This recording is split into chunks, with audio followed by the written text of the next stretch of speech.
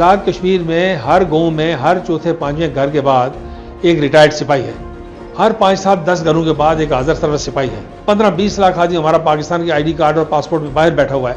تو پاکستان کے ساتھ رشتہ ہمارا صرف کوئی سوچ اور فکر کا نہیں ہے، یہ عقیدے کا ہے، ایمان کا ہے اور عمل کا ہے کہ اس وقت تحریک آزادی بہت نازک مقام پر کھڑی ہے۔ اس وقت ایسے مقام پر ہم کھڑے ہیں کہ جہاں کھڑے رہیں کچھ عرصہ اور یہاں سے پیچھے دھکیلے نہ جائیں تو اس بات کا امکان پیدا ہو سکتا ہے کہ آنے والے وقت میں آگے بڑھنے کا موقع ملے۔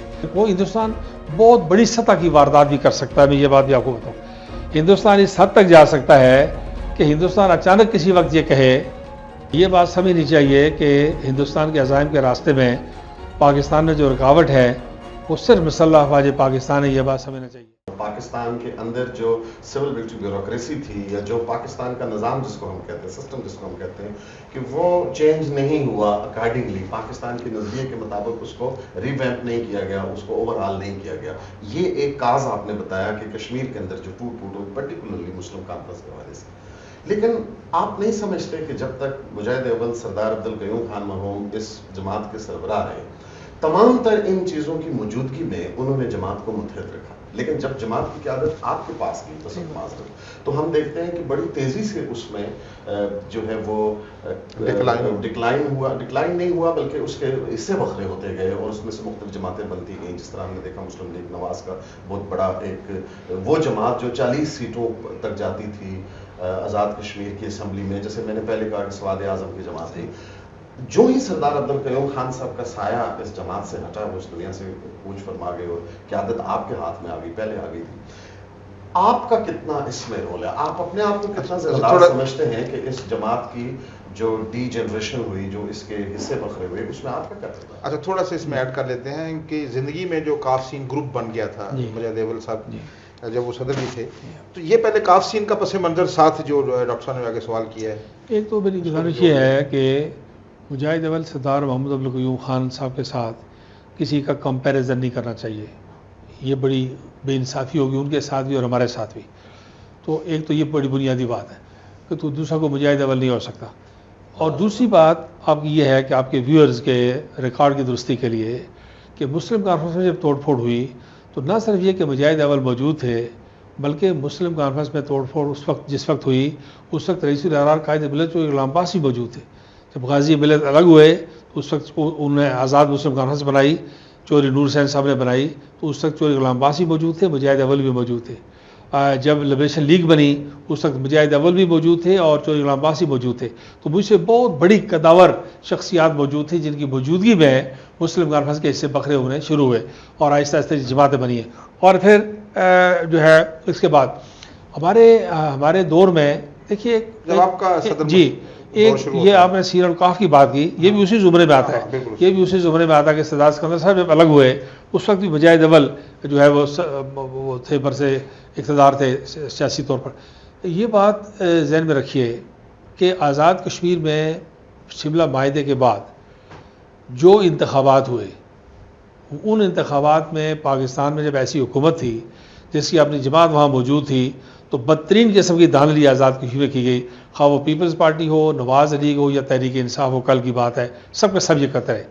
پاکستان میں جس وقت ایسی حکومت تھی جس کی آزاد کشمیر میں شاخ موجود نہیں تھی یا وہ اقتدار میں نہیں تھی، انتخابات منصفانہ 1985 میں جنرل ضیاء الحق صاحب نے الیکشن کروائے، وہ منصفانہ انتخابات ہیں، حالانکہ ہم سارے جیلوں میں رہے، میں خود بھی رہا، عید شفراتیں ہماری جیلوں میں گزری، مجاہد اول قید رہے۔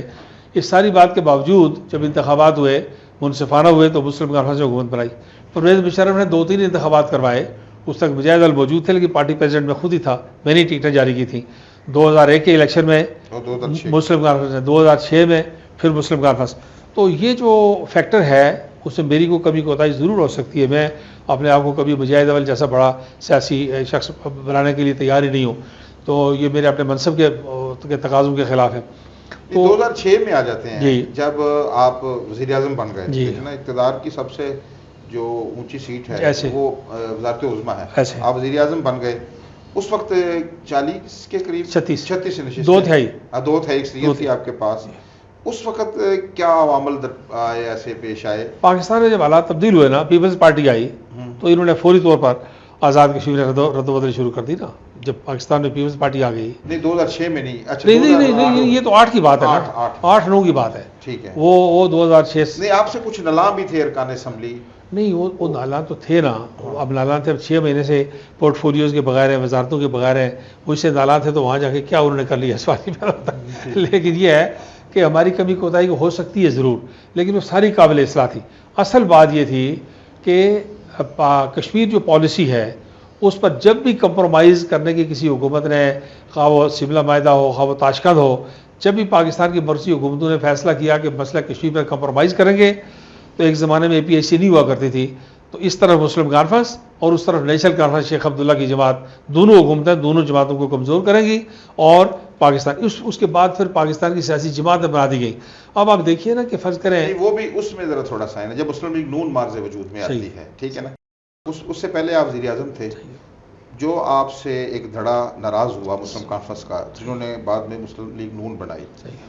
اب وہ اگر آپ نے وہ راجہ فاروق حیدر صاحب وزیر اعظم بن گئے جب سردار یعقوب صاحب کے خلاف عدم اعتماد کی تحریک, کہا جاتا ہے کچھ ناقدین آپ کے یہ کہتے ہیں کہ اگر وہ آپ عدم اعتماد راجہ فاروق حیدر کے خلاف نہ پیش کرتے تو مسلم لیگ نون مارز وجود میں نہ آتی. دیکھیے مسلم لیگ نون جو ہے وہ جب ممتاز راٹھور صاحب وزیر اعظم تھے اس وقت تیاری ہو گئی تھی, اور اس ٹاسک پر پرویز رشید صاحب کو اور ان ساتھیوں کو میاں صاحب نے ٹاسک اسائن کیا تھا. ہم چونکہ رابطے میں تھے, بہت قریبی رابطے میں تھے, تو اس لیے مسلم لیگ بنانے کی تیاری بہت پہلے سے راجہ ظفر الحق صاحب محترم ان کی رہنمائی کرتے تھے, اور کچھ لوگ تھے. یہ جو مسلم لیگ کا بنا ہے یہ کسی ایک واقعے کی وجہ سے نہیں ہے. میری تو آپ پوزیشن یہ دیکھیے نا کہ میں نے راجہ فاروق حیدر صاحب نے میرے خلاف عدم اعتماد کیا, عدم اعتماد کی قرارداد پڑھی, اور یہ تاریخ میں انوکھی بات ہے پارلیمانی جمہوریت میں کہ میں نے مڑ کے بطور پارٹی پریزیڈنٹ راجہ فاروق حیدر خان کو وزیر اعظم نامزد کیا اور ووٹ دلوائے. ان کو ووٹ دینے کے لیے تیار نہیں تھا. بالکل آپ تیار ہوئے, آپ ساتھ تھے یعنی نہیں سب سے ہاتھ کے وزیر اعظم بنائے ہوئے کو اس کے خلاف عدم اعتماد کیوں لائے, کیا اس وقت عوامل کیا تھے؟ عوامل یہ تھے کہ پتہ یہ لگ رہا تھا کہ راجہ فاروق حیدر صاحب بنی بنائی ساری حکومت کو لے کے, تو اس سارے قافلے کو لے کے شامل ہونا چاہتے تھے. اس کے راستے میں ہمارے کچھ ساتھیوں نے کہا کہ اس میں رکاوٹ ڈالنی چاہیے اور انہیں اقتدار سے فارغ کرنا چاہیے. کوئی قومی سلامتی کا ایشو بھی تھا اس وقت؟ نہیں, ان کے خیالات تو بہت عرصے سے ایسے تھے, اور خاص طور پر جب وہ وزیر اعظم بن گئے تو ان کے خیالات جو آج کل آپ دیکھتے ہیں, اس نے اسمبلی میں انہوں نے کہا کہ میں تھرڈ آپشن کا حامی ہوں اور میں نہیں مانتا کہ باتوں کو اور وغیرہ وغیرہ, یہ جو کچھ انہوں نے یہ جو تقریریں کرتے ہیں جو گفتگو کرتے ہیں, تو ان کے خیالات وزیر اعظم بن کے پہلی بار تھوڑے سے سامنے آنے شروع ہوئے. تو پھر تمام ذمہ دار لوگوں کا سیریس کنسرن تھا کہ اس معاملے کو وائنڈ اپ کیا جائے. لیکن آپ وہ اچیو نہیں کر پائے انفارچونیٹلی. دیکھیے جس طرح آپ نے فرمایا, اس پہ بات ہو چکی کہ ان کے کیا نظریات تھے اور آپ کو کیا خدشات تھے کہ وہ مسلم لیگ آپ کا پورا دھڑا لے کے آپ کی حکومت لے کر وہ مسلم لیگ میں شامل ہونا چاہتے ہیں. پھر آپ نے فرمایا کہ اس کا ایک ہسٹوریکل بیک گراؤنڈ تھا کہ سردار راجہ ممتاز راٹھور صاحب کے دور میں وہ یہ جو ہے نا وہ انٹینشنز ڈیولپ ہو رہی تھی. لیکن ہم دیکھتے ہیں پھر اگین ہمیں صاحب کا حوالہ دینا پڑے گا کہ جب ان کے اوپر ایسی صورت حال آئی, جب انہوں نے ان چیزوں کو محسوس کیا, انہوں نے اپنی بڑی واضح اکثریت کے باوجود سردار اسکندر یاد صاحب کو وزیر اعظم نام. ٹھیک بات ہے.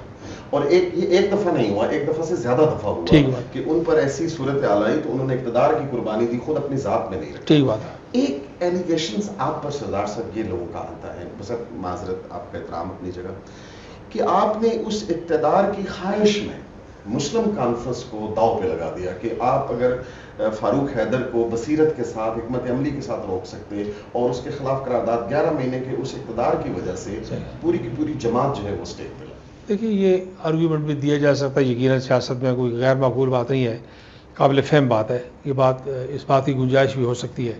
لیکن سوال یہ پیدا ہوتا ہے کہ میں جو 2 مرتبہ اقتدار میں رہا, تو اقتدار کے حوالے سے تمام سیاسی کارکن جانے پہچانے جاتے ہیں اقتدار میں, وہ کیا کرتے ہیں, کوئی پیسے بناتے ہیں, کوئی مال و دولت بناتے ہیں, کوئی کرپشن کرتے ہیں, کوئی خبرہ پروری کرتے ہیں, کوئی لوٹ مار کرتے ہیں. کس بات کے لیے؟ ہم نے اپنے اقتدار میں 18 20 22 گھنٹے کام کیا اس اقتدار کے لیے. اور پھر اگر اقتدار ہی مطمع نظر ہوتا ڈاکٹر صاحب, تو آپ کے کوئی معلومات میں نہیں ہے کہ اس کے بعد میرے پاس کوئی ایسا موقع نہیں آیا بیچ میں آپ کا خیال ہے کہ اقتدار نہیں آ سکتا تھا. کیا نواز علی کے دوران اقتدار نہیں آ سکتا تھا؟ کیا پی ٹی آئی کے دوران میرے پاس 5-7 سال کا اقتدار نہیں آ سکتا تھا؟ آپ لوگوں کی پرائیویٹ انفارمیشن ہوگی, یہاں شیئر کرنے کا کوئی فائدہ نہیں ہے. تو صرف اقتدار کی بات نہیں تھی, بنیادی بات. میں آپ کو کاٹ رہا ہوں, یہ تو آپ کا کریڈٹ آپ سے کوئی لے نہیں سکتا کہ آپ کی ذات کے اوپر کرپشن کا کوئی الزام نہیں ہے, آپ کی سادہ زندگی ہے, اور جس عظیم باپ کے آپ بیٹے ہیں آپ نے ان کی روش کو جاری رکھا. یہ تو اپریشیبل بات ہے اور یہ اپریشیٹ کرنی چاہیے, نہ آپ کے. لیکن بہرحال اقتدار ہے. جی ٹھیک ہے, لوگوں کو اس بات کا حق دینا چاہیے کہ اگر وہ اس کو اس طرح انٹرپریٹ کریں, لوگوں پر پابندی تو نہیں لگائی جا سکتی, لیکن وقت اور حالات اور تاریخ اس بات کا ثبوت مہیا کرے گی کہ جس آدمی کے خلاف عدم اعتماد پیش کیا جائے. ایک تو یہ ہے کہ مسئلہ کشمیر پر پاکستان کی حکومتوں کی سمجھوتے کی جو پالیسی ہے اس کے نتیجے میں وہ سمجھتے ہیں. دیکھیے نا, فرض کریں آج شاہ غلام قادر صاحب بات کرتے ہیں کشمیر پر, بہت قابل احترام شخصیت ہمارے ساتھی ہیں, لیکن کیا ان کے اوپر جب شہباز شریف صاحب پاکستان اسمبلی کے صدر بات کریں گے تو ان کی بات کی کوئی اہمیت رہتی ہے؟ یہ پنجاب کا صدر ہے نا, آزاد فیر کا صدر ہے, جی بی کا صدر ہے, کوئی بھی صدر بات کرے گا ایک شاہ کا صدر ہے نا. جب بیرسٹر سلطان محمود صاحب بات کرتے ہیں تو اوپر سے اگر کوئی بات کرے, قیوم نیازی صاحب بات کرتے ہیں اوپر سے عمران خان بات کریں, پیپلز پارٹی کے کچھ صاحب چوری یاسین صاحب بات کرتے ہیں اوپر سے بلاول بھٹو صاحب بات کریں, ان کی بات کی کیا اہمیت رہ جاتی ہے؟ لیکن مسلم کانفرنس جب بات کرے گی تو 1932 سے لے کے ساری تاریخ جڑتی ہے اور تاریخی پس منظر میں بات کرے گی, ریاست کی نمائندگی کرے گی. اقوام متحدہ کے ڈاکومنٹس میں جس دن دو سیاسی قوتوں کا ذکر ہے وہ ایک نیشنل کانفرنس ہے اور ایک مسلم کانفرنس ہے, تو اس کی ایک اپنی تاریخی اہمیت ہے, تاریخی پس منظر ہے. اس کو کمزور کیا گیا, زور لگا کے کمزور کیا گیا, اس کو تقسیم کیا گیا. یہ کمزور ہوئی نہیں ہے, جی اس کو کمزور کیا گیا, دانستہ کیا گیا گن پوائنٹ پر. میں آپ کو بالکل, میں نے ابھی عصر کی نماز آپ کے آفس میں پڑھی ہے, میں آپ کو دیانتداری سے کہہ سکتا ہوں, خدا گواہ ہے کہ لوگوں کو میں نے جانے سے پہلے جب اجازت لینے کے لیے آئے تو آنسو سے روتے ہوئے دیکھا ہے, ان کے آنسو گرتے رہے وہ اسے اجازت لینے کے لیے کہ آپ اجازت دے دیں. مسلم کانفرنس کے جو لوگ آپ کو چھوڑ کے جی چھوڑ کے گئے, تو میں اللہ کو حاضر ناظر جان کر آپ کو کہتا ہوں کہ بعض لوگ آنسو سے رو رہے تھے اور اجازت لینے کے لیے آئے کہ آپ ہمیں خوشی سے اجازت دے دیں, دل بھی نہیں دکھائیے گا چونکہ آپ کے ساتھ گلا کوئی نہیں ہے, شکایت کوئی نہیں ہے. ابھی بھی جو لوگ گئے ہیں ان میں سے اسپائی ایک دو کو چھوڑ کے آپ کسی سے ادھر بلا کے اسٹوڈیو میں انٹرویو کریں اور ان سے پوچھیں کہ کیا گلا تھا, کوئی عزت میں کمی تھی, احترام میں کمی تھی, اعتماد میں کمی تھی, ورکنگ ریلیشن شپ میں کمی تھی, کوئی انکمپیٹنس تھی. اللہ کے فضل و کرم سے یہ جو مسلم کانفرنس کمزور ہوئی ہے, آپ کیا سمجھتے ہیں اس کا کشمیریوں کو نقصان ہوا ہے, فائدہ ہوا ہے؟ اقتدار تو باقی جماعتیں بڑی خوش ہیں, اس سے ریاست کو کیا حاصل ہوا, کشمیریوں کو کیا حاصل ہوا؟ اس کو جب طاقتور تھی کیا فوائد ملے کشمیریوں کو, اب جو کمزور ہو گئی ہے؟ یہ بڑی امپورٹنٹ بات ہے, یہ بڑی امپورٹنٹ بات ہے خالد صاحب. اس کو سمجھنے کے لیے یہ بات سمجھنی ضروری ہے کہ آزاد کشمیر پاکستان کا کوئی انتظامی یا سیاسی یونٹ نہیں ہے. آزاد کشمیر پاکستان کا نازک ترین دفاعی اظہار ہے, اور آزاد کشمیر میں مجاہد اول نظریاتی اور فکری لامبندی کی بات کیا کرتے تھے. آزاد کشمیر میں جب مسلم کانفرنس مضبوط تھی تو آپ کو کبھی فوج کی گاڑیاں رکتی ہوئی آزاد کشمیر میں نہیں لگی. پاکستان میں یہ واقعات ہوتے ہیں, بلوچستان میں, سندھ میں, کراچی میں, جنوبی پنجاب میں. آزاد کشمیر میں کبھی یہ واقعات نہیں ہوئے کہ چلتی ہوئی فوج کی گاڑی روکی گئی ہوں. آزاد کشمیر میں کبھی آپ کو مسلم کانفرنس مضبوط تھی تو پاکستان کا جھنڈا جلتا ہوا نظر نہیں آیا, کبھی آپ کو قائد اعظم کی تصویر جلتی ہوئی نظر نہیں آئی. جب مسلم کانفرنس مضبوط تھی تو آزاد کشمیر کے اندر پاکستانی افواج کے خلاف کبھی ایک سنگل نعرہ ایک آدمی کی زبان پر لگتا ہوا آپ کو دکھائی نہیں دیتا تھا.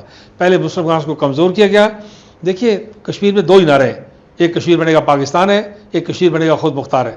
خود مختار والے جو سنجیدہ لوگ ہیں, امان اللہ خان صاحب تھے, باقی لوگ تھے, ہم ان کا دل سے احترام, یاسین ملک صاحب ہیں, باقی لوگ ہیں, ہم ان کا دل سے احترام کرتے ہیں. امان اللہ خان صاحب کی ڈیڈ باڈی میں یہاں سے اکیلا لے کے گلگت بلتستان میں دفنانے کے لیے گیا تھا. جی میں یہاں سے لے گیا تھا, میں جناب خود لے کے گیا تھا. تو گزارش یہ ہے کہ آزاد کشمیر کو ڈی سٹیبلائز کرنے کے لیے, نظریاتی انتشار پیدا کرنے کے لیے, غیر مستحکم کرنے کے لیے, افراتفری پیدا کرنے کے لیے, پاکستان کے دفاعی احسار کو کمزور کرنے کے لیے دانستہ آزاد کشمیر میں جو ہے مسلم کانفرنس کو کمزور کیا گیا, اور اینٹی پاکستان ایلیمنٹ اور اینٹی اسٹیبلشمنٹ کی جو ایلیمنٹ ہیں, دیکھیے ہم افورڈ نہیں کر سکتے. میں جب کہتا ہوں کہ پاکستان کا دفاعی احسار ہے تو آزاد کشمیر میں ہر گاؤں میں ہر چوتھے پانچویں گھر کے بعد ایک ریٹائرڈ سپاہی ہے, ہر 5 7 10 گھروں کے بعد ایک حاضر سرور سپاہی ہے. تو یہ جو ہمارا تعلق ہے, پاکستان کے اندر 50 60 لاکھ آدمی بیٹھا ہوا ہے, 15 20 لاکھ آدمی ہمارا پاکستان کے ID کارڈ اور پاسپورٹ میں باہر بیٹھا ہوا ہے. تو پاکستان کے ساتھ رشتہ ہمارا صرف کوئی سوچ اور فکر کا نہیں ہے, یہ عقیدے کا ہے, ایمان کا ہے اور عمل کا ہے اور زمینی حقائق کا ہے. اس کو جدا نہیں کر سکتے کسی صورت. لیکن ایسے ایلیمنٹس پیدا کر دیے گئے کہ جب یہ تاثر نوجوانوں میں پھیلا دیا جائے کہ مسلم کانفرنس جو کشمیر بنے گا پاکستان کی بات کرتی ہے, اس جماعت کو کمزور کیا جا رہا ہے جبرن. بس یہ جو الیکشن ہوا, اس الیکشن میں بالکل گئی گزری حالت میں ہماری 8 10 سیٹیں تھیں.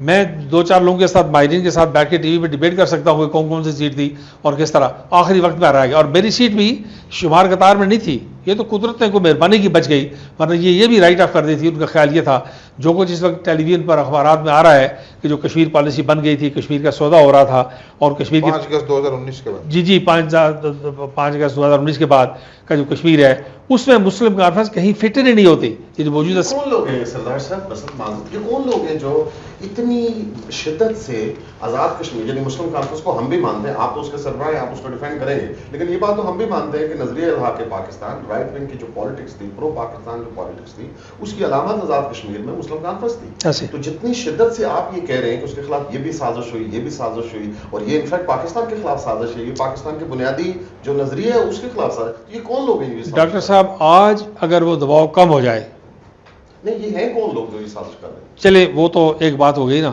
لوگ جو ہے وہ اداروں کے اندر, لوگ حکومتوں کے اندر بیٹھے ہوتے ہیں, ہر دور میں مختلف لوگ ہوتے ہیں. آج اگر یہ دباؤ کم ہو جائے تو میں آپ کو ریکارڈ پہ کہہ رہا ہوں, بے شک اس کو چلا دیجئے گا, ایڈٹ نہیں کیجئے گا. آج اگر دباؤ کم ہو جائے, ٹھیک ہو جائے, تو 8-10 آدمی ایسے الیکٹڈ لوگوں میں جو فوراً مسلم کانفرنس میں شامل ہونا چاہتے ہیں. آج آپ کو مسلم کانفرنس چنگی بلی اچھی بلی آپ کو ایک پارلیمانی پارٹی دکھائی دے گی. آج کی بات کر رہا ہوں. اچھا, اگر میں اس کو ایک جملے میں اس کو سم اپ کروں کہ اگر مسلم کانفرنس کمزور ہوئی ہے تو اس سے کشمیریوں اور پاکستان کا رشتہ بہت کمزور ہوا ہے, یہ درست جملہ ہے؟ اس سے پاکستان کے مفادات کو نقصان پہنچا, پاکستان کے دفاع کو نقصان پہنچا, پاکستان کی کشمیر پالیسی کو نقصان پہنچا, قائد اعظم کی کشمیر پالیسی انحراف کیا گیا اور آزاد کشمیر کو غیر مستحکم کیا گیا. اب آتے ہیں سردار صاحب, جو تحریک آزادی کشمیر ہے اس وقت کہاں کھڑی ہے 5 اگست 2019 کے بعد؟ جیسے کہ آپ نے خود ذکر کیا ہے کہ بڑے ایسا لگ رہا تھا کہ ہمارے جو کرتا دھرتا ہے انہوں نے کشمیر پالیسی کو ریورس کر دیا ہے. اب کہاں کھڑا ہے کشمیر؟ ابھی جو ہو رہا ہے, یاسین ملک صاحب کو ابھی ان کو سزا دینے کی باتیں ہو رہی ہیں, یہ ابھی سپریم کورٹ میں کیس ہے جو دفعہ 370 اور 35A والا. اب کہاں کھڑی ہے تحریک آزادی کشمیر؟ خواہ صاحب, میں ابھی آپ کی طرف آنے سے پہلے ہالیڈے ان میں سید علی گیلانی صاحب کے دوسری برسی کے موقع پر بات کر رہا تھا, تو میں نے وہاں سارے مختلف جماعتوں کے لوگ, JKL کے لوگ, جماعت اسلامی کے سب بیٹھے ہوئے تھے. تو میں نے وہاں بھی یہ بات کی ہے کہ اس وقت تحریک آزادی بہت نازک مقام پر کھڑی ہے, ایسی جگہ کھڑی ہے جہاں سے ہمیں آگے بڑھنے کا نہیں کر سکتے. یہ بات سمجھنی چاہیے. اس وقت ایسے مقام پر ہم کھڑے ہیں کہ جہاں کھڑے رہیں کچھ عرصہ اور یہاں سے پیچھے دھکیلے نہ جائیں تو اس بات کا امکان پیدا ہو سکتا ہے کہ آنے والے وقت ہمیں آگے بڑھنے کا موقع ملے. تحریک آزادی کشمیر کو 5 اگست کے بعد دھچکا لگا ہے, لیکن یہ بات سمجھنی چاہیے کہ 5 اگست راتوں رات نہیں ہوا. نریندر مودی نے اپنے ہر الیکشن مینیفیسٹو کے طور پر, انتخابی منشور کے طور پر اس بات کو بیان کیا ہے کہ وہ 35A اور 370 کو جو ہے وہ ایبروگیٹ کرنا چاہتے ہیں. تو اس لیے میں سمجھتا ہوں کہ تحریک آزادی بہت نازک وقت میں شامل. آپ نے کہا کہ کیا کیا جا رہا ہے, آرمی چیف کی 2-3 تقاریر کے علاوہ ابھی تک کچھ نہیں کیا جا رہا. آرمی چیف کی 2-3 تقاریر جو ہیں کاکول کی خاص طور پہ, وہ بہت حوصلہ افزا ہیں. موجودہ چیف آف آرمی اسٹاف کی بہت حوصلہ افزا ہیں. اس میں انہوں نے کشمیر کا ذکر کیا, حق خود ارادیت کا ذکر کیا, عالمی قراردادوں کا ذکر کیا, اقوام متحدہ کا ذکر کیا, استصواب رائے کا ذکر کیا, ہندوستان کے مظالم کا ذکر کیا, اس کی جارحیت کا ذکر کیا, اور پاکستان کے اپنے موقف کو ری ایٹریٹ کیا, اعادہ کیا. یہ حوصلہ افزا بات ہے اور بڑی حوصلہ افزائی سے ہوئی ہے قوم کی بھی, پاکستان کے اندر بھی اور آزاد کشمیر کے اندر بھی.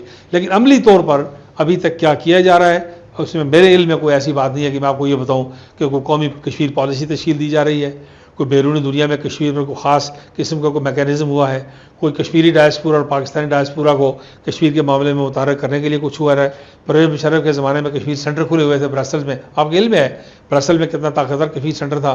تربو صاحب چلا رہے تھے, پروفیسر شال صاحب چلا رہے تھے لندن کے اندر, ڈاکٹر فائز صاحب چلا رہے تھے واشنگٹن کے اندر.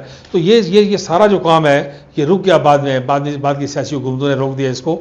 تو یہ جو ٹھیک کرنے والا ہے ابھی تک کشمیر کے اوپر ہو کچھ نہیں رہا.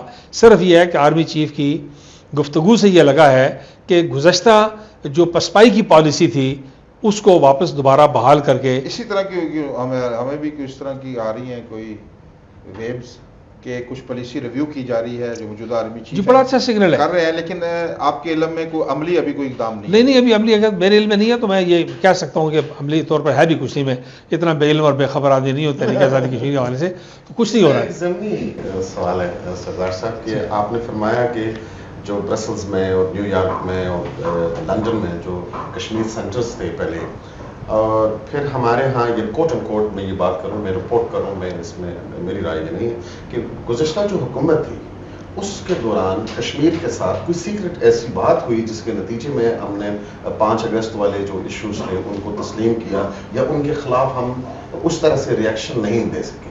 لیکن بطور کشمیری لیڈر کے اور نظریہ الحاق پاکستان کے آپ کا کیا رول ہے 5 اگست کے بعد؟ آپ نے دنیا کو موٹیویٹ کرنے کے لیے، کیپنگ اسائڈ پاکستان کی جو پالیسی ہے، آپ نے کیا رول پلے کیا؟ دنیا کو کتنا آپ نے متوجہ کیا؟ دیکھیے ہمارا جو رول ہے اس کو سمجھنا چاہیے. ہم تو خطرے کی گھنٹی بجا سکتے ہیں، ہم تو فریاد کر سکتے ہیں، ہم تو اپنا جو موقف ہے کنسسٹنٹلی اس کو لے کے آگے چل سکتے ہیں، ہم تو مشکلات کی نشاندہی کر سکتے ہیں. وہ مجاہد اول کہا کرتے تھے کہ مسلم کانفرنس کی ذمہ داریوں میں یہ بات شامل ہے کہ وہ پاکستان کی حکومتوں کو غلط فیصلے کرنے سے روک کے رکھے. یہ ایک دفعہ انہوں نے جنرل ضیاء الحق صاحب کے استقبالیے میں یہ بات کہی تھی. تو ہمارا کام جو ہے وہ ہم اپنا مسلسل کر رہے ہیں، ہمارا تو اور کوئی کام ہی نہیں ہے. ہم تو کشمیر کے معاملے میں، پاکستان کے معاملے میں، نظریات کے معاملے میں نہیں روکنے کی کوشش کرتے ہیں. پالیسیوں کو روکنے کا تو آواز اٹھاتے ہیں. جی روکنے کا تو جب ساری پاکستانی کو مل کر ان فیصلوں کو نہیں روک سکتی تو اسے تنہا مسلم کانفرنس سے کیا روکنا تھا. باقی تو جو سیاسی جماعت ہیں وہ ساری پاکستان کی سیاسی جماعتوں کی ایکسٹینشن ہے، فرنچائز ہیں. اس لیے سیر حاصل آپ نے اس پہ بات کی کہ آرمی چیف نے بھی جو کوئٹہ میں اسٹاف کالج میں جو بات کوئٹہ میں اور پی ایم اے میں آپ نے اس کو کوٹ کیا اور ایک رے آف ہوپ آپ نے اس کو قرار دیا کہ کشمیر کے حوالے سے پاکستان کا جو کلاسیکل سٹینس ہے، جو پاکستان کا نظریاتی سٹانس ہے، اس کو تھوڑی سی تقویت ملی ہے. آپ یہ سمجھتے ہیں کہ آپ کا بطور ایک پولیٹیکل لیڈر کے، اور نہ صرف پولیٹیکل لیڈر بلکہ اگین میں یہ لفظ یوز کروں گا کہ کشمیر کی بنیادی جو سواد اعظم تھا اس کے لیڈر کے طور پر آپ نے کوئی تیاری کی بھی ہے؟ آپ سمجھتے ہیں کہ آپ مسلم کانفرنس کو دوبارہ سے اس طرح کھڑا کر کے، اس نظریہ الحاق پاکستان کو دوبارہ کھڑا کر کے سیاسی فرنٹ کے اوپر آپ اس پوزیشن میں ہیں؟ جی بالکل. مسلم کانفرنس کو میں سمجھتا ہوں کہ آج آپ آزاد کشمیر پاکستان کے مہاجرین کی کسی کانسٹیٹوئنسی میں جائیں تو یہ واحد جماعت ہے کہ جہاں الیکٹیبل کے آنے جانے سے کارکن سارے نہیں کہیں چلے جاتے. یہ واحد جماعت ہے جہاں آپ کو 2 4 5 10 20 150 لوگ ملیں گے. تو یہ ہماری محنت کا نتیجہ ہے، یہ ہماری کاوش کا نتیجہ ہے. اور مسلسل راؤنڈ دی کلاک جو ہے، آج بھی میرا جتنا سفر ہے اتنا میں سمجھتا ہوں کہ اتنا سفر سیاست میں کوئی دوسرا آدمی شاید نہیں کرتا. تو یہ جو کوشش ہے، کاوش ہے مسلم کانفرنس کے لیے ہمہ وقت تیار ہے. صحت کے مسائل کے باوجود جی لیکن یہ کہ اللہ کا فضل ہے، ہمارے ہاں نئی نسل تیار ہے، بڑی اس میں سیاسی کارکن ہیں، مجاہد اول کے تربیت یافتہ کارکن موجود ہیں، بڑی تعداد ہے. اور لوگ اس بات کے لیے، اور پھر یہ بھی بات سمجھنی چاہیے کہ مسلم کانفرنس کا جو نظریہ اور عقیدہ ہے یہ صرف تنہا مسلم کانفرنس کا نہیں ہے. اس نظریے اور عقیدے کے حامل لوگ تمام جماعتوں کے اندر موجود ہیں. یہ خوش قسمتی کی بات ہے. جو ہی مسلم کانفرنس بہتر بحال ہونی شروع ہو تو وہ سارے لوگ واپس مسلم کانفرنس کے اندر یا جہاں کہیں بھی ہیں وہ ایک قوت بن کے سامنے آ سکتے ہیں. آپ کر رہے ہیں کچھ ایسا ماحول بنانے کی؟ ہم لگے ہوئے ہیں، کوشش کر رہے ہیں. اچھا، ابھی وزیر اعظم جو موجودہ وزیر اعظم آزاد کشمیر چودھری انوار الحق صاحب نے کل پرسوں کو سینٹ کی کمیٹی میں ایک بات کی ہے کہ شاید ہم آخری نسل ہوں جو پاکستان سے اس طرح والہانہ محبت کرتے ہوں. جو نیا دور آ رہا ہے سوشل میڈیا پہ، تو شاید اس طرح کے جذبات آپ کو نہ ملیں. آپ کو کیا خیال ہے؟ وزیر اعظم آزاد کشمیر ہے چودھری انوار الحق صاحب نے سینٹ کی کمیٹی میں بہت اچھی گفتگو کی ہے، مؤثر گفتگو کی ہے، مدلل گفتگو کی ہے. اور میں سینٹ کے کمیٹی کے اراکین کا شکریہ ادا کرتا ہوں کہ ان سب نے بھیا کی زبان ان کو 2-3 مرتبہ سپورٹ کا وعدہ کیا کہ ہم آپ کے ساتھ بھرپور تعاون کے لیے تیار ہیں. اکراس جو جتنی بھی پارٹی کے لوگ تھے سارے لوگوں. تو یہ جو بات انہوں نے کہی ہے یہ خطرے کی نشاندہی ہے. یہ کوئی زیادہ مایوسی کی بات نہیں ہے، پریشانی کی بات نہیں ہے، لیکن سنگین قسم کے خطرے کی نشاندہی ہے جو کچھ آزاد کشمیر میں ہو رہا ہے، جس قسم کا ٹرینڈ سیٹ اپ ہو رہا ہے. اور دیکھیے نا، جب علاقے پاکستان کی حامی قوت، پاکستان کی حامی قوت، قائد اعظم کی بلیسڈ قوت، قائد اعظم کی نمائندہ قوت کو جب آپ کمزور کریں گے تو فطری بات ہے کہ دوسری قوتیں جنم لیں گی اور پھر وہ ایسا ان کو پھر جگہ ملے گی، ان کو جگہ ملے گی.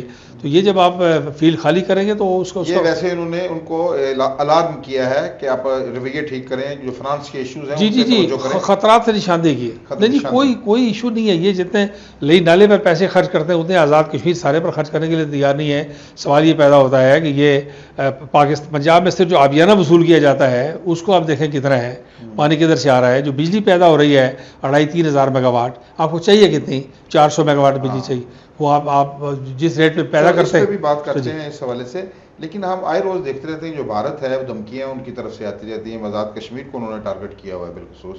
کیا آپ سمجھتے ہیں کہ واقعی کو بھارت اے جے کے پر ملکی اتحادی کر رہا ہے؟ ہندوستان کی گیدڑ بکی نہیں ہے، گیدڑ بکی نہیں ہے، اس کو بہت سیریس لینا چاہیے۔ یہ بات سمجھنی چاہیے کہ ہندوستان کے عزائم کے راستے میں پاکستان میں جو رکاوٹ ہے وہ صرف مسلح افواج پاکستان ہے، یہ بات سمجھنا چاہیے۔ انہیں پاکستان کی عوام کی تائید و حمایت ماضی میں حاصل رہی ہے، اس کو اب تقسیم کیا جا رہا ہے، خراب کیا جا رہا ہے۔ دوسرا یہ بات ذہن میں رکھنی چاہیے کہ ہندوستان کے اندر ہندوستان جو ہے بے پناہ انتشار کا شکار ہے۔ منی پور میں جو کچھ ہوا ہے اس میں مغربی ممالک 2-3 سے زائد مرتبہ یہ کہہ چکے ہیں کہ ہم انٹروین کر سکتے ہیں منی پور کے اندر اگر حالات ٹھیک نہ ہوئے۔ خالصتان کا جو ریفرینڈم ہے اور اس کے دوسری جو اس کے سان فرانسسکو، جی، آسام میں، ناگالینڈ میں، منی پور میں، میزورام میں، خالصتان میں، یہ ساری طریقے چکن ایگ اسٹیٹس جو ہیں ان کے آپ حالات دیکھیں تو یہ جو صورتحال ہے ہندوستان کی، اس کے پاس اس کے علاوہ کوئی اور راستہ نہیں ہے کہ اندرونی خلفشار سے توجہ ہٹانے کے لیے وہ پاکستان کا رخ کرے۔ اس لیے ہندوستان کی ان دھمکیوں کو سنجیدہ لینا چاہیے، بالکل تیاری کرنی چاہیے۔ وہ آزاد کشمیر اور جی بی پر وہ ہندوستان بہت بڑی سطح کی واردات بھی کر سکتا ہے۔ میں یہ بات بھی آپ کو بتاؤں، ہندوستان اس حد تک جا سکتا ہے کہ ہندوستان اچانک کسی وقت یہ کہے کہ میں مقبوضہ کشمیر سے فوجیں نکالنا چاہتا ہوں، کسی وقت اچانک یہ کہہ سکتا ہے کہ میں مقبوضہ کشمیر سے فوجیں نکالنا چاہتا ہوں اور اس علاقے کو یونائٹڈ نیشن کی ٹرسٹی شپ میں دیتا ہوں، تولیت میں دیتا ہوں اگلے 25-30 سال کے لیے۔ اور جس وقت یہ بات ہو تو فوری طور پر آزاد کشمیر اور جی بی پر دباؤ پڑے گا کہ ہندوستان نے فوجیں نکالی ہیں تو آپ کیوں نہ نکالیں، اور فوری طور پر سی پیک سب سے زیادہ دیکھیے چائنیز کیا کہتے ہیں۔ چائنیز یہ کہتے ہیں کہ یہ جو one belt one road initiative ہے یہ ہمارا ساری دنیا کے لیے ہے، ساری دنیا کے لیے، افریقہ سمیت، ایشیا سمیت، یورپ سمیت۔ لیکن پاکستان کے ساتھ جو سی پیک ہے ہمارا، یہ ہمارا فلیگ شپ پروجیکٹ ہے۔ اب چائنا جیسی بڑی قوم یہ بات کہتی ہے، آفیشیلی کہتی ہے، جب وہ یہ بات کہتے ہیں تو ہندوستان کو یہ بات چبھتی ہے کہ مستقبل کی سپر پاور ہے، فوجی سپر پاور بھی چائنا ہے اور معاشی سپر پاور بھی چائنا ہے مستقبل کی۔ وہ جب یہ بات کہتی ہے تو ہندوستان کو تکلیف ہوتی ہے، ہندوستان اس سی پیک کو سبوتاج کرنا چاہتا ہے۔ جی خدا نہ خواستہ کسی وقت فوج نرم پڑ جائے تو سی پیک کی ضمانت کون دے سکتا؟ سی پیک آج بھی پاکستان کی افواج کی ضمانت میں چل رہا ہے، ورنہ یہ کل خراب ہو سکتا ہے۔ سیاست میں تو نظام اتنا ہمارا غیر یقینی اور غیر سنجیدہ اور ایسا ماحول ہے، اسی ضمانت پر تو پاکستان میں کوئی دہلا انویسٹ کرنے کے لیے تیار نہیں۔ تو اتنا بڑا پروجیکٹ جو ہے یہ مسلح افواج پاکستان کی ضمانت پر چل رہا ہے، تو کسی وقت بھی ہندوستان ایسا کر سکتا ہے کہ آزاد کشمیر اور جی بی سے وہ مطالبہ کروا دے کہ فوجیں واپس کریں۔ اس کے ساتھ یہ بھی بتائیں کہ جو مستقبل قریب میں آپ کو جو خونی لکیر ہے، کنٹرول لائن ہے جو دونوں طرف کے کشمیریوں کو تقسیم کر رہی ہے، یہ کو ختم ہوتی نظر آ رہی ہے آپ کو؟ دیکھیں شملہ معاہدے کے بعد اس خونی لکیر کو پختہ کیا گیا۔ پہلے یہ سیز فائر لائن تھی اور یہ بین الاقوامی جو تھا وہ اس کی حیثیت تھی، تسلیم شدہ حیثیت تھی۔ اس کے بعد اس کو لائن آف کنٹرول بنا دیا گیا۔ پہلا مرحلہ یہ تھا وہاں سے ڈپارچر کرنے کا، کہ لائن آف کنٹرول دو ملکوں کے درمیان ہوتی ہے، ایل او سی بنا دی گئی۔ اب ایل او سی کو پرماننٹ بارڈر بنانے کی بات ہندوستان کی خواہش ہے۔ یہ جو پیچھے جس نظام کے بارے میں ریڈیو ٹی وی پہ آج کل بحثیں ہوتی ہیں، وہ اگر نظام قائم رہتا اور اس طرح کی کوئی صورت ہوتی اور یہ آرمی چیف تھوڑا سا حوصلہ نہ دیتے تو یہ انٹرنیشنل بارڈر کی طرف جا رہے تھے۔ پرویز مشرف کے زمانے میں بھی اس بات پر ہندوستان نے بہت زور دیا تھا کہ چکوٹھی سے ہمارے لوگ ویزے اور پاسپورٹ پر جائیں، لیکن اللہ بھلا کرے پرویز مشرف صاحب کا انہوں نے اس بات سے اتفاق نہیں کیا، چنانچہ ویسے ہی لوگ سیز فائر لائن کے طور پر وہاں سے آئے اور گئے اپنی آئیڈینٹی پروو کر کے۔ تو یہ جو صورت ہے یہ لائن آف کنٹرول کسی حادثے کی صورت میں جا بھی سکتی ہے اور ہندوستان کی مستقبل قریب کی بات کر رہا ہوں میں، کہ نظر آتی ہے؟ نہیں ایسا کچھ نہیں ہے۔ اچھا، اگر سردار صاحب خدا کرے کہ کشمیریوں کو ثواب رائے کا حق مل جائے، حق خود ارادیت جس کے ہم روز بات کرتے ہیں، تو فرضی طور پر سوال ہے کہ اگر کشمیریوں کو علیحدہ ریاست کا حق مل جاتا ہے تو آپ کو اس کا کوئی فیوچر کیا نظر آتا ہے؟ کیا ہم علیحدہ کشمیری سروائیو کر سکتے ہیں، کیا ان کا مستقبل پاکستان کے ساتھ ہی وابستہ ہے؟ دیکھیے خواجہ صاحب، ایک تو یہ بات سمجھنی چاہیے کہ third option scheme of things میں کہیں موجود ہی نہیں ہے۔ ٹھیک ہے، اس وقت تک لوگوں نے جو قربانیاں دی ہیں وہ آل جموں و کشمیر مسلم کانفرنس کی قرارداد علاقے پاکستان ہے اور مجاہد اول سردار عبدالقیوم خان کی 23 اگست 1947 کو نیلا پٹ سے شروع کی ہوئی تحریک ہے، جس کے نتیجے میں آزاد کشمیر اور گلگت بلتستان آزاد ہوئے۔ تو یہ جو قربانیاں ہیں یہ ایک خاص مقصد کے لیے ہیں۔ تھرڈ آپشن کہیں اویلیبل نہیں ہے، پہلی بنیادی بات یہ۔ دوسری بات یہ ہے کہ اس طرح کی کسی تجویز کی یہ بات غیر ملکی دانشوروں سے بہت تفصیل کے ساتھ مجاہد دل کی موجودگی میں ہوتی رہی، بعد میں ہوتی رہی، کہ دنیا کا کوئی ملک اس کو گارنٹی کرنے کے لیے تیار ہے، کوئی ملک گارنٹی کرنے کے لیے تیار نہیں ہے۔ تو جب ہم خود مختاری کی بات کرتے ہیں تو پھر گلگت کا سٹیٹس الگ ڈسکس ہوتا ہے، جموں کا الگ ہوتا ہے، لداخ کا الگ ہوتا ہے، سری نگر کا الگ ہوتا ہے، آزاد کشمیر کا الگ ہوتا ہے۔ یہ بات ایسے لوگوں کے ذہن میں ہے، ایک تصور ہے کہ ساری 46,742 مربع میل ریاست جو ہے اس ساری کو اکٹھا کر کے خود مختار ریاست بنائی جائے گی اور یہ دنیا کے کئی ملکوں سے بڑا ملک ہوگا اور کئی ملکوں کی آبادی سے زیادہ آبادی ہوگی۔ اس طرح کا کوئی پلان کہیں موجود نہیں ہے، یہ صرف خیالوں میں ہے، یہ صرف تصورات میں ہے اور یہ قابل عمل بات نہیں ہے۔ ایک بڑا مشکل سوال ہے آپ سے کرنا کہ جنرل مشرف کی آپ نے بات کی، اگرچہ ان کے دور میں آپ نے ان کو سپورٹ بھی کیا، آگرہ میں جب ایک out of the box solution کی انہوں نے بات کی تو آپ کے ان کو سپورٹ حاصل تھی، تو کہیں وہ آپ کے بنیادی سٹانس سے انحراف نہیں تھا؟ نہیں، جنرل مشرف نے کشمیر پر بہت پیشرفت کی، اور یہ بھی میں ڈاکٹر صاحب کو بتاؤں کہ وہ چونکہ اب ایک آدمی اقتدار میں نہیں رہا تو لوگوں کو شوق ہوتا ہے اقتدار میں ایک بات کرنے کا اور بعد میں دوسری بات کرنے کا۔ آج بھی میری معلومات کے مطابق دنیا کے کسی امپورٹنٹ کیپٹل میں پرویز مشرف علی تجاویز کے علاوہ کوئی قابل عمل تجویز موجود ہو نہیں ہے۔ یہ بات بھی سن لیجیے، جی ہاں جی، آج کی بات کروں ایز آف ٹوڈے۔ اس لیے وہ تجویز دیکھیے، آپ اندازہ کریں کہ جس کو OIC نے بھی مانا، جس کو یورپین یونین نے بھی مانا، جس کو UN نے بھی سپورٹ کیا، اور جس کو فائنلی اور الٹیمیٹلی انڈیا کو بھی ریسیپروکیٹ کرنا پڑا 3 نومبر کا جو ان کا تھا سیز فائر، تو وہ پرویز مشرف کے بہت سارے کے سارے اس میں ایک تو کشمیر کی تقسیم بچتی تھی، کشمیر کی وحدت پروٹیکٹ ہوتی تھی، کشمیری کو حق ملتا تھا، intra Kashmir trade, intra Kashmir travel, self governance, جہاں جہاں لوگ ہیں جس حالت میں آپ نے اپنی حکومت بنا لیں، انٹرا کشمیر ٹریڈ اور ٹریول کریں، کشمیر کو تقسیم ہونے سے بچائیں، اور اس کی باٹم لائن یہ تھی کہ کشمیریوں کو اس میں ایسوسیٹ کیا جائے۔ وہ تو سشما سوراج نے دوسرے کمرے سے آگے دھمکی دی واجپئی صاحب کو کہ میں سر کے بال مڑوا کے ہندوستان میں گھوموں پھروں گی اور پیٹوں چلاؤں گی، یہ کروں گی وہ کروں گی۔ وہ اگر انتہا پسند ہندو سمتاج نہ کرتے تو آگرہ میں بہت اچھی پیش رفت ہونے والی تھی، بہت قابل عمل پیش رفت تھی۔ یہ سردار صاحب آپ کی پاکستان کی سیاست پر بڑی گہری نظر ہے آپ سارے، اس وقت جو ملک پاکستان میں ہو رہا ہے، جس حالات سے ہم دوچار ہو گئے ہیں، انتخابات کا بھی دور دور تک نشان دکھائی نہیں دیتا، تو معاشی مشکلات کا شکار ہو گئے ہیں، اس کی کیا وجوہات ہے، اس سے نکلنے کا کوئی حل ہے؟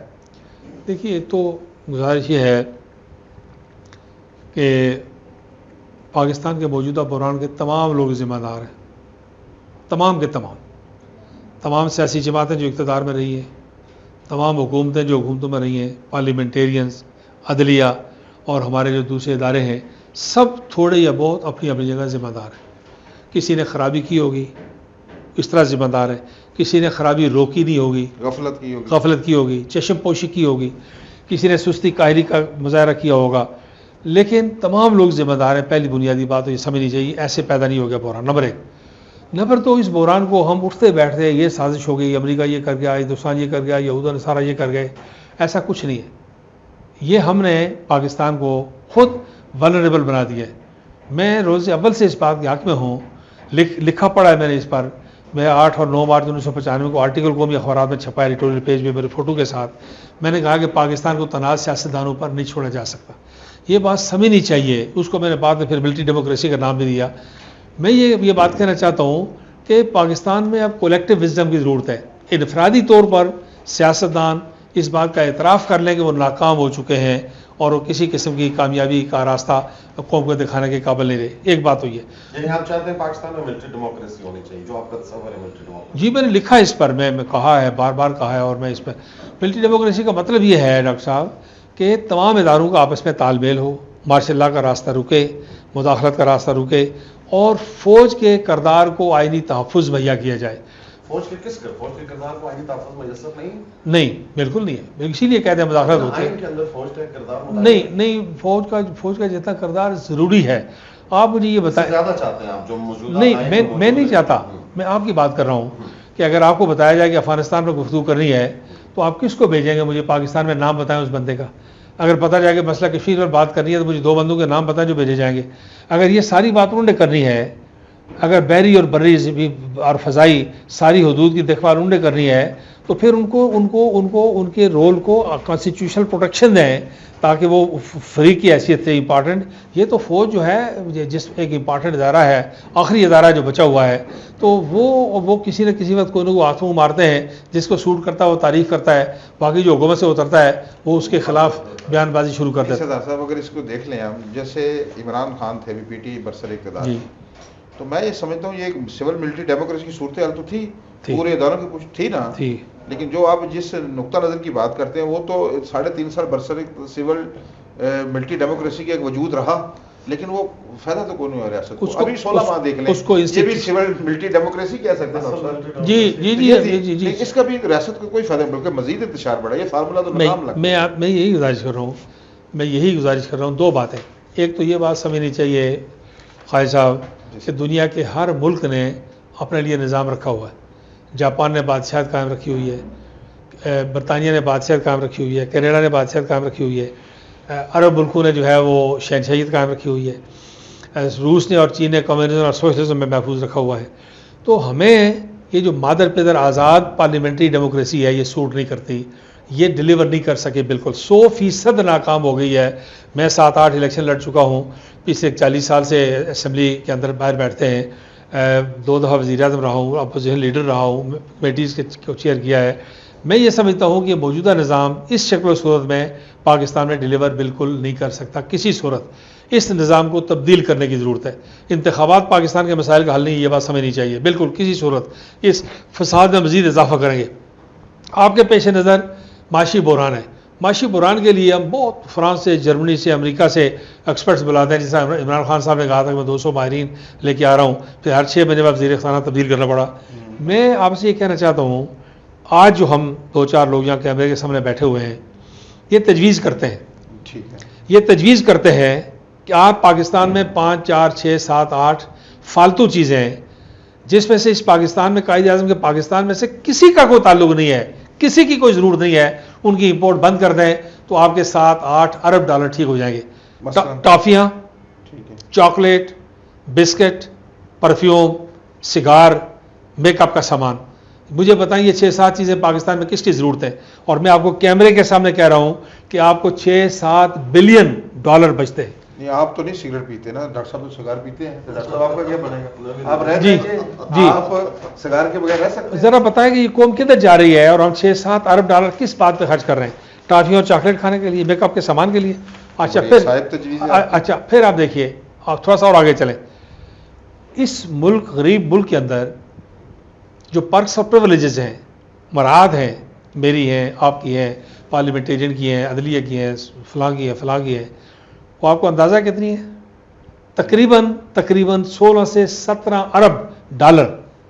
ذرا میں کیا بات کہہ رہا ہوں, 16 سے 17 ارب ڈالر اس بات پر ہم صرف کرتے ہیں کہ جو ہم 2, 4, 5, 600 ہزار 2000 فیملیز کو جو ہے وہ رو رعایت ان سے برتتے ہیں, اس کا 15, 16, 17 ارب ڈالر.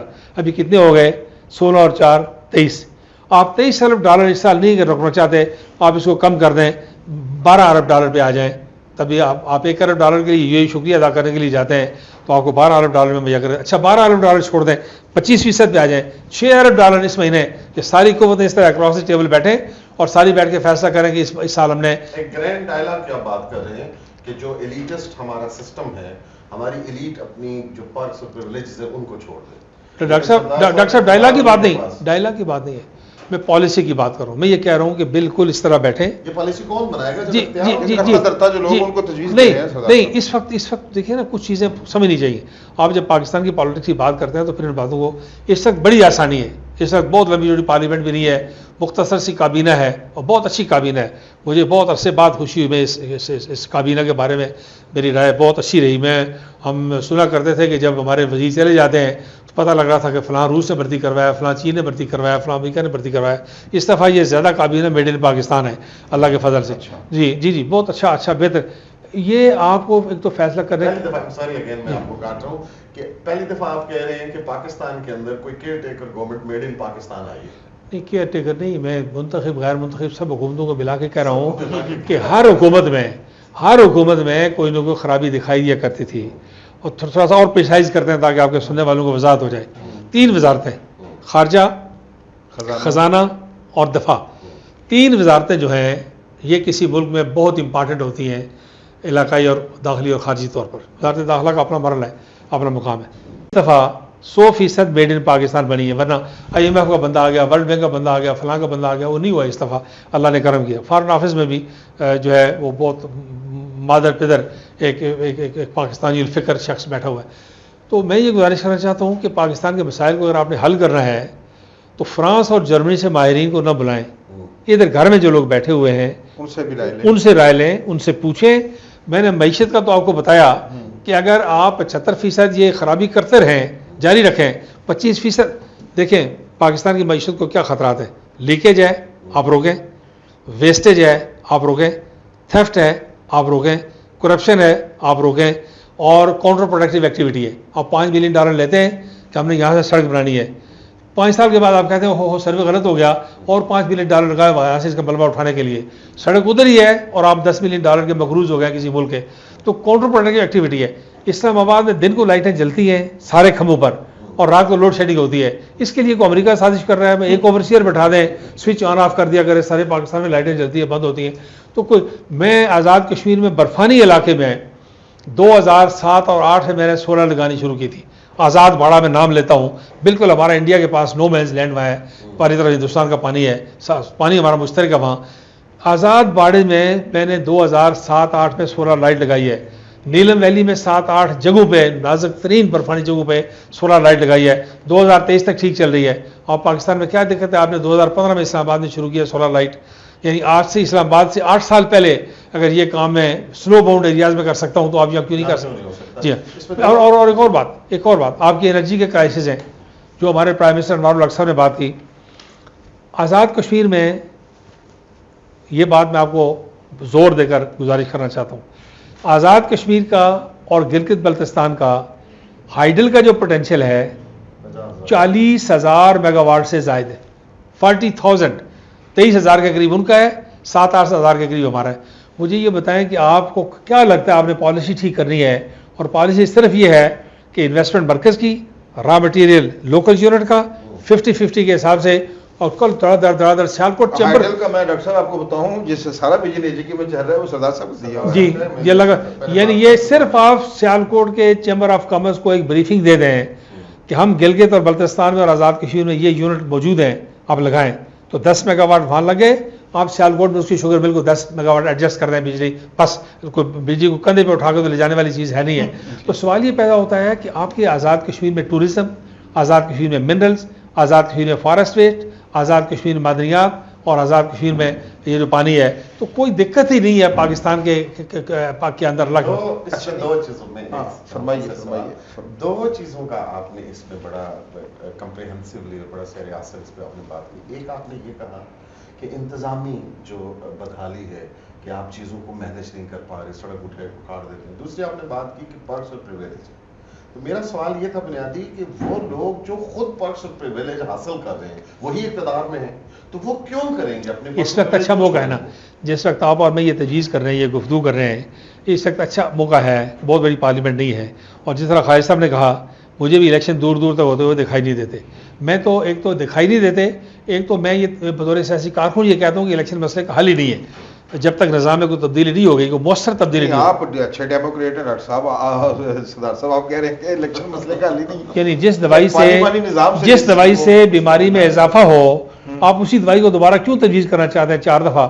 وہ سقراط سے کسی نے پوچھا تھا کہ عالم اور جاہل کے درمیان فرق کیا ہے، تو سقراط نے کہا کہ جو ماضی کے تجربات سے استفادہ کرے وہ عالم ہے اور جو ان تجربات کی موجودگی میں نیا تجربہ کرے وہ جاہل ہے. سوال یہ پیدا ہوتا ہے کہ وہ 70 سال سے تجربہ کر رہے ہیں. میں بطور پارلیمنٹیرین آپ کو یہ گزارش کرتا ہوں ایک سیاسی کارکن کے طور پر کہ یہ پانی، بجلی، گیس، سیکیورٹی، صوبائی یکجہتی، مذہبی ہم آہنگی، تعلیم، کسی شعبے میں یہ جو ہے یہ پارلیمانی اس شکل میں موجودہ نظام ہے یہ ڈیلیور نہیں کر سکا. یہ پاکستان کے لیے بالکل سوٹ نہیں کرتا.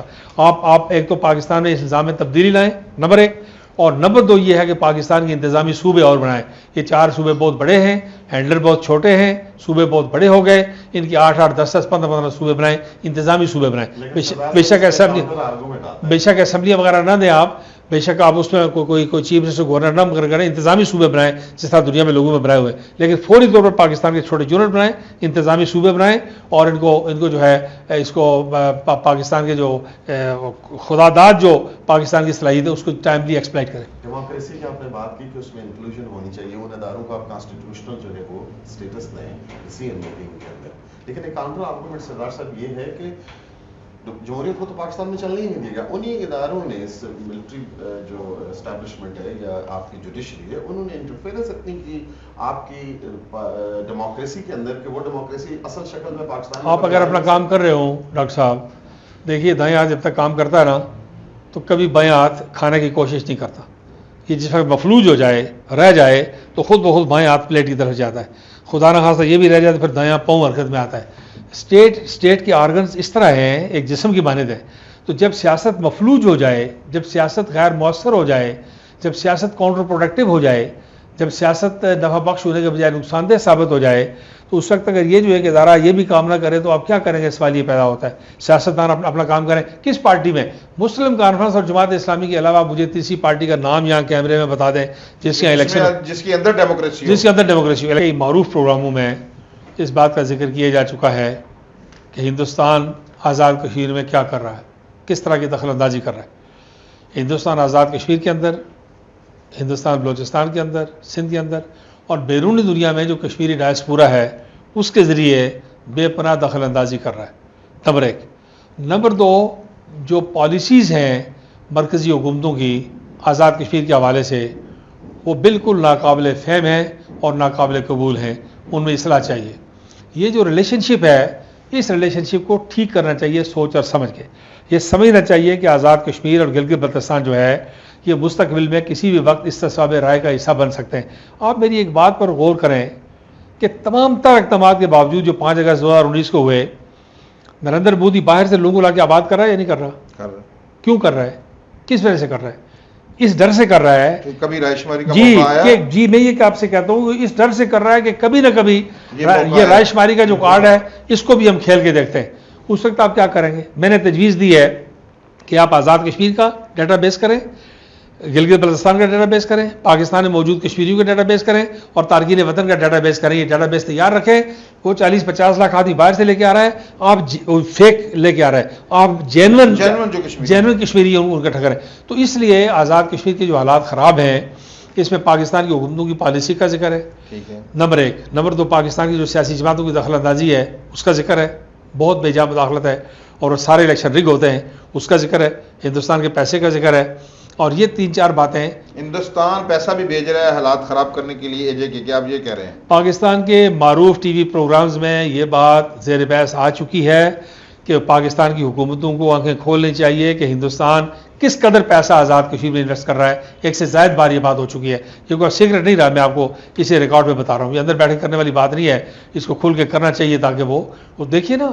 میں یہ کہتا ہوں کہ میں ذاتی طور پر مہنگے آٹے کے خلاف ہوں، مہنگی بجلی کے خلاف ہوں، میں اس افراتفری کے خلاف ہوں، میں ایک سیاسی کارکن کے طور پر احتجاج کرنا چاہتا ہوں اپنی آزاد کشمیر حکومت کے خلاف بھی، پاکستان کی حکومت کے خلاف بھی، لیکن اس احتجاج کی آڑ میں پاکستان کے خلاف نعرے بازی کا کیا مطلب ہے؟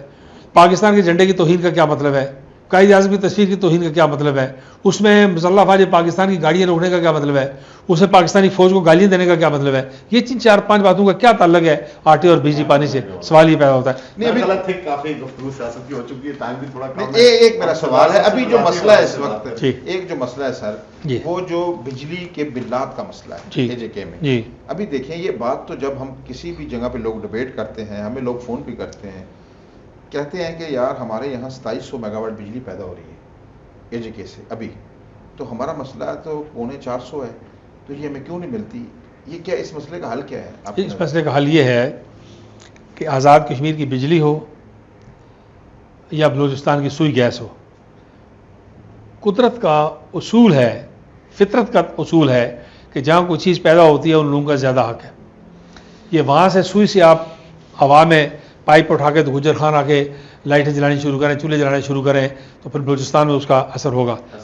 آزاد کشمیر میں سستی بجلی پیدا ہوتی ہے، انہی ریٹس پر آزاد کشمیر کو اب 400 میگا واٹ بجلی دے دیں، 400 سے 450 سے 360-70 کے قریب ہماری ضرورت ہے.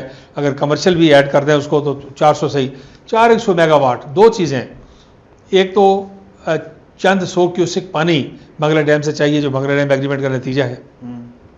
میں اصل میں ٹیلی ویژن پر، اخبارات میں، پبلک میں یہ باتیں کرتا نہیں ہوں.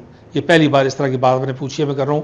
میں نہیں کرتا یہ باتیں. ہم اندر بیٹھ کے بہت کھل کے کرتے ہیں، بہت دل کھول کے کرتے ہیں، بلا لحاظ کرتے ہیں کہ وہ ناراض ہوگا راضی ہوگا. بڑے چھوٹے فورم پر کرتے ہیں. باہر کرنے کی نہیں، ایسی پبلک میں خام خواہ کا اشتعال پیدا ہوتا ہے. لیکن میں یہ کہتا ہوں کہ انصاف کے کسی بیئر منیمم کسی تقاضے کو پورا کیا جائے جو آپ پورا کرنا چاہتے ہیں. اور آپ آزاد کشمیر کو بجلی مہیا کریں، اور پھر آزاد کشمیر میں جو فارن ایکسچینج باہر سے آ رہا ہے وہ اربوں اور خربوں میں ہے، اس کا کوئی بینیفٹ ایڈوانسز کریں. دیکھیے کئی سو گنا باقی صوبوں کے مقابلے میں ہمارے ڈپازٹ زیادہ ہیں اور ہمارے ایڈوانسز جو ہیں وہ نل ہیں. وہ 4% ہیں، 3% ہیں، 10% ہیں. کسی بینک کے بڑے پیکج کا آزاد کشمیر کو کوئی قابل ذکر فائدہ نہیں پہنچتا. مطلب آپ کے پاس فارن ایکسچینج ہے، سب بڑی مین پاور ہے. 15 لاکھ آدمی ہمارا تو صرف یورپ اور نارتھ امریکہ میں ہے، مڈل ایسٹ کو چھوڑ کے. تو یہ جو طبقہ ہے اس سارے کو اس کو یوٹیلائز کرنا چاہیے. اور آزاد کشمیر کے بہت سارے مسائل ایسے ہیں کہ قائد اعظم کی کشمیر پالیسی، مرکز کی ٹھیک پالیسیاں، ہائیڈل کی درست پالیسی. ہائیڈل کو آج فری کر دیں اور سیالکوٹ، کراچی اور فیصل آباد چیمبر آف کامرس 3 کو آپ بلا کے میٹنگ کریں. میں یہ ذمہ داری لینے کے لیے تیار ہوں کہ آپ کو سال کے اندر وہاں درجنوں اور سینکڑوں منصوبے لگانے کے لیے لوگ تیار ہیں. صرف آپ نے پالیسی بنانی ہے. آپ کیوں پبلک پرائیویٹ پارٹنرشپ کے تحت کریں؟ کیوں آپ اس یہ بھی نہیں کی پالیسی